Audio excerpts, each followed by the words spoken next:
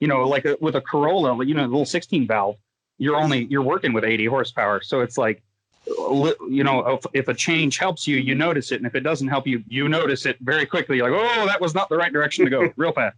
We need to take a step back. Well, okay, let's start back here again and try one more time. Yeah, for sure. And that's kind of why I said I regret moving to the car I moved to as soon as I did. I drove the Corolla for 3 years and I learned a lot and I got overconfident in my abilities because, big fish, small pond. It's easy to think you're hot shit.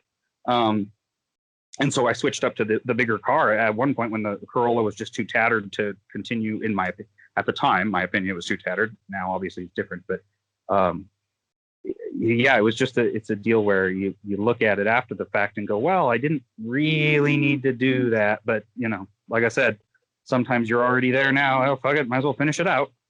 Oh yeah. Yeah, exactly. That's kind of cool moving to a new platform, especially where you kind of have an understanding of it. And then I know power can be kind of a crutch sometimes. And oh, for sure.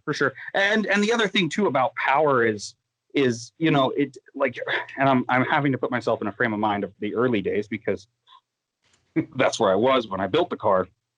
The other factor too that kind of stood behind why I got a 240 and why I put an LS in it, was just a 5.3, but still, an LS nonetheless, was I'm kind of have this mindset of what can I afford to do, to build a car, and then what can I afford to do in between events? Because I think something that gets lost every once in a while with drifting is kids will get really excited about having a cool car, which there's nothing wrong with that, but then they will go buy an RB or a JZ or some other engine, like especially with like RBs, for example, is they never sold the engine here. And so if you are at an event and you blow up your shit, the odds you're driving the next day are pretty low.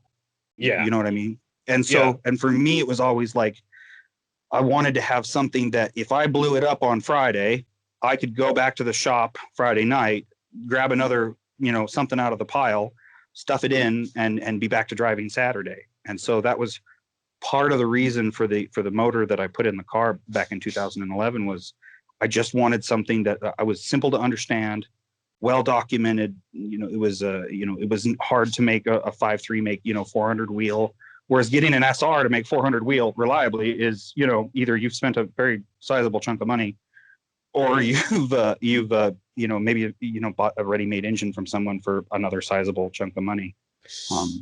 Yeah, that's the same exact route I'm going with my FC. Is I went 5.3 iron block LS because it's cheap. It works.